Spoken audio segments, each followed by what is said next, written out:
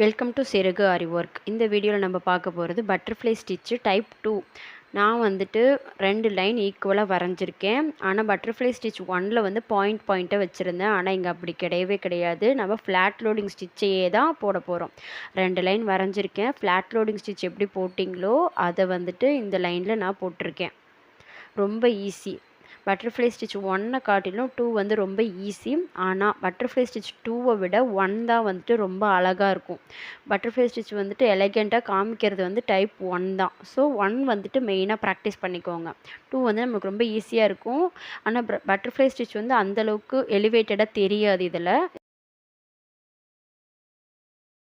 நான் வந்து உங்களுக்கு புரியணுன்றதுக்காக ஒரு கான்ட்ராஸ்ட் கலர் வந்து இப்போ யூஸ் பண்ண போகிறேன். இப்போது கீழே இருந்து ஃப்ளாட் லோடிங்கை தள்ளிட்டு ஒரு த்ரெட்டை வந்து எடுத்து ரிவர்ஸ் ஸ்டிச் போட்டுட்டு முன்னாடி எடுத்துகிட்டு போகிறேன். இந்த ரெட் கலர் த்ரெட் இருக்கு இல்லையா, அது வந்து லூசனாகவே வச்சுக்கோங்க. நீங்கள் இந்த மாதிரி ப்ராடாக வந்து ஒதுக்காதீங்க. ஒரு 4 ஸ்ட்ராண்டை வந்துட்டு உள்ளே தள்ளிக்கிடுங்க. உள்ளே தள்ளிட்டு உள்ளே ஒரு கேப் கிடைக்கிது இல்லையா, அங்கே உள்ளே குத்திட்டு ஒரு செயின் ஸ்டிச். அதுக்கப்புறம் முன்னாடி தள்ளணும். முன்னாடி தள்ளிட்டு அந்த இடத்துல ஒரு செயின் ஸ்டிச். எந்த அளவுக்கு நம்மளால் தள்ள முடியுதோ அந்த அளவுக்கு தள்ளிட்டு ஒரு 4 ஸ்ட்ராண்டு ஈவனாக. ஃபஸ்ட்டு 4 ஸ்ட்ராண்டு தான் நான் தள்ளியிருக்கேன்னா அடுத்ததுலேயும் 4 ஸ்ட்ராண்டு தள்ளிட்டு உள்ளே குத்தணும். உள்ளே குத்திட்டு ஒரு செயின் ஸ்டிச் போட்டுட்டு திரும்பவும் அதை தள்ளணும். ஃப்ரண்ட்டில் தள்ளிட்டு ஸோ அங்கே ஒரு செயின் ஸ்டிச்.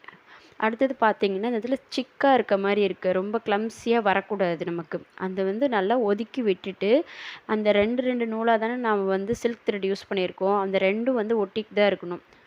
ஒன்று வந்து இன்னோட மிக்ஸ் ஆகாத மாதிரி இந்த கேப்பில் வந்துட்டு நமக்கு பின்னாடி இருக்க கிளாத்து தான் தெரியணும். அந்த நூல் வந்து தெரியக்கூடாது அந்த கேப்பில். ஸோ அங்கே ஒரு செயின் போட்டு அதை வந்து லாக் பண்ணிவிட்டு முன்னாடி வந்து தள்ளணும். திரும்பவும் முன்னாடி வந்து ஃபுல்லாக தள்ளிட்டு மேக்ஸிமம் எவ்வளோ தள்ள முடியுமோ அந்தளவுக்கு தள்ளிட்டு ஒரு செயின்.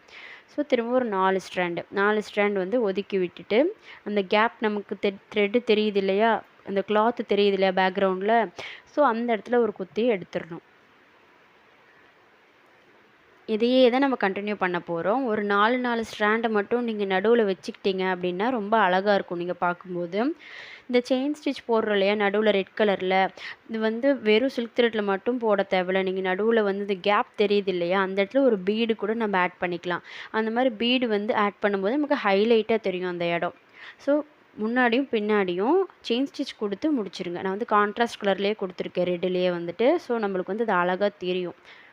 பட்டர்ஃப்ளை ஸ்டிச் 2 முடிஞ்சது. தேங்க்யூ.